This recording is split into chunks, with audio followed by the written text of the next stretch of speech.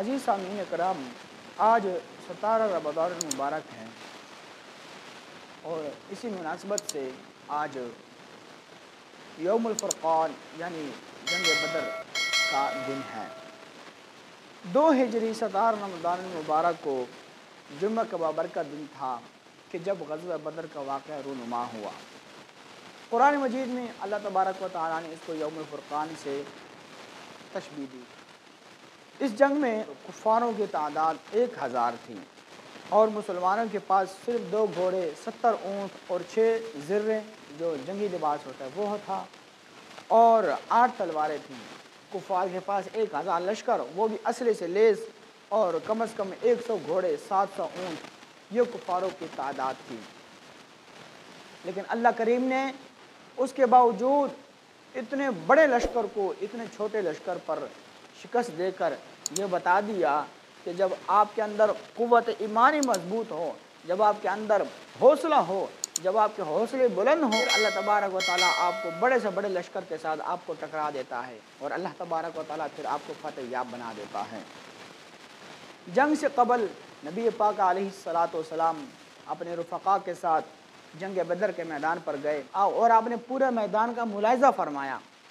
ملاحظہ فرماتے وقت حضور پاک علیہ السلام نے ایسے راحات رکھتے فرماتے تھے کہ یہاں پر فلانا کافر مرے گا، یہاں پر فلانا کافر مرے گا، یہاں پر فلانا کافر مرے گا،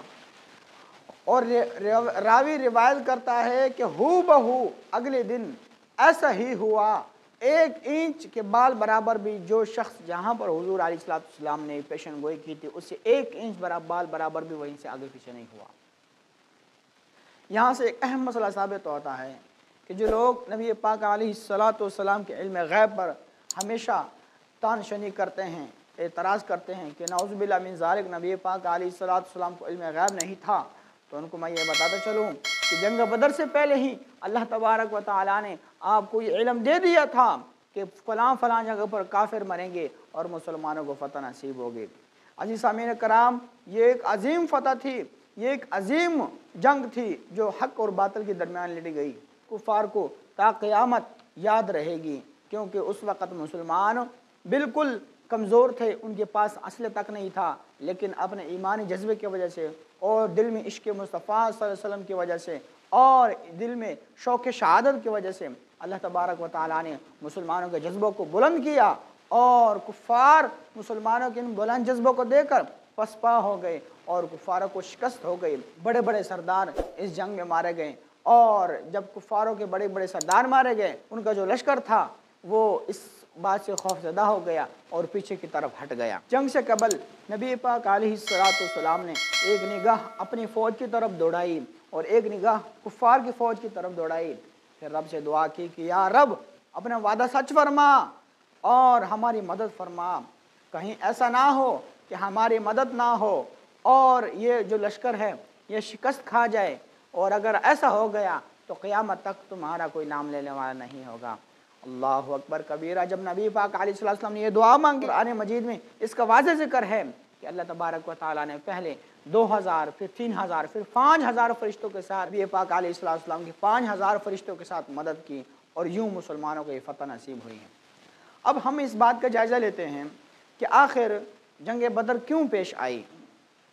جنگ بدر کے رونما ہونے کے پس منظر یہ ہے کہ جو سب سے بڑی وجہ یہاں پر تھی وہ یہ تھی کہ کفار دین اسلام کے اشاعت میں رکاوٹ تھے۔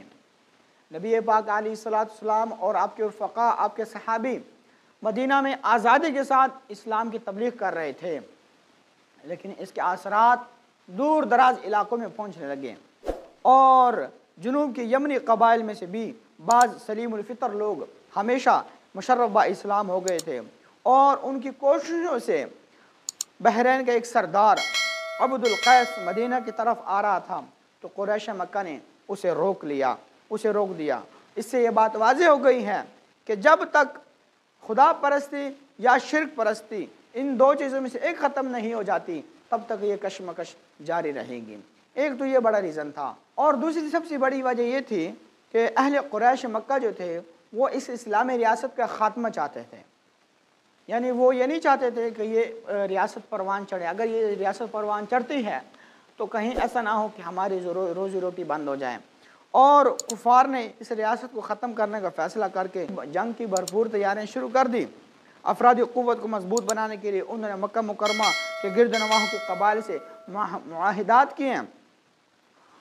और माशी वसाइल को मजबूत करने के लिए यह फ़ैसला किया कि इस मरतबा जो तजारती काफ़िला मुल्क शाम की तरफ जाएगा उसका सारा माल तमाम मुनाफा इस गरज़ के लिए वक़फ़ होगा, यानी मुसलमानों के साथ जो जंग लड़ी जाएगी उस काम के लिए ये माल वक़फ़ होगा। तीसरी बड़ी वजह ये थी इस जंग के रहनुमा होने की कि तजारती शहरा का मुसलमानों के ज़ब्त में होना, यानी मुसलमानों के कंट्रोल में होना। कुरैश मक्का ने मदीना की इस्लामी रियासत पर हमला करने का इसलिए भी फ़ैसला किया कि वो शहरा जो मक्का से शाम की तरफ जाती थी मुसलमानों के ज़द में थी। इस शहरा की तिजारत से अहले मक्का लाखों अशरफिया सालाना हासिल करते थे। शहरा की अहमियत का अंदाज़ा इस बात से लगाया जा सकता है कि एक मरतबा औस कबीले के सरदार हज़रत साद बिन मुआज़ रज़ी अल्लाह तआला अन्हु जब मक्का की तरफ गए हज के इरादे से, तवाफ़ के इरादे से, तो मक्के के दरवाज़े पर अबू जहल ने आपको रोक लिया और कहा तुम हमारे दीन के मुर्तदों को पनाह देते हो और तुम्हें इत्मीनान के साथ मक्के में तवाफ़ करने दें। यानी अबू जहल ने ये कहा कि आपने जो हमारे दीन से फिरे हो, नऊज़ुबिल्लाह मिन ज़ालिक, बुत परस्ती से फिरे हुए हैं, तुमने उसको पनाह देते हो और तुम ये चाहते हो कि मैं तुम्हें इत्मीनान तरीके से तुम्हें तवाफ़ करने दूँ। अगर तुम उमय्या बिन खलफ के मेहमान ना होते तो तुम यहाँ से ज़िंदा ना जाते। तो अल्लाह अकबर, उस वक़्त हज़रत साद बिन मुआज़ रज़ी अल्लाह तआला ने एक करारा जवाब दिया, अगर तुमने मुझे यहाँ से रोका तो मैं तुम्हें वहाँ से रोकूंगा जहाँ पर तुम्हारा 1000 गुना ज़्यादा नुकसान होगा। यानी आपने उस शहरा की तरफ इशारा किया। तो अज़ीज़ सामीन कराम, ये थे वो पस मंज़र, ये थे वो वाक़यात जिनकी वजह से जंग बदर रुनुमा हुआ और इस मुसलमानों को एक अजीम फ़तह हासिल हुई। जंग बदर से हमें ये सबक मिलता है कि अगर हमारे अंदर क़ुव्वत ईमानी हो, हमारे अंदर इश्क़ मुस्तफ़ा हो, हमारे दिल के अंदर इश्क़ शहादत मौजूद हो, तो फिर कोई बड़ा से बड़ा लश्कर भी हमारे सामने आ जाए हम इंशाअल्लाह उसको शिकस्त फाश से दो चार कर देंगे। लेकिन शर्त ये है कि हमारे दिलों में जज्बा ईमानी मौजूद हो। आज हम करोड़ों होने के बावजूद भी आज हम अहले कुफ़ार के सामने ग़ुलाम बने बैठे हैं। अहले कुफ़ार के सामने हम जहाद का आलम बुलंद नहीं कर सकते। उसकी सबसे बड़ी वजह यही है कि हमारे अंदर ईमानी जज्बा नहीं है, हमारे अंदर इश्क़ मुस्तफ़ा नहीं है। हम अगर मुसलमान हैं तो बराए नाम मुसलमान हैं, हम अगर आशिक हैं तो बराए नाम आशिक हैं। जब हमारे अंदर सही मानों में इस्लाम की मोहब्बत पैदा होगी, सही मानों में हुजूर की मोहब्बत पैदा होगी, तो फिर इंशाअल्लाह एक मरतबा फिर जंग बदर की याद को ताज़ा किया जाएगा, एक मरतबा फिर कुफ़ार के साथ जंग लड़ी जाएगी।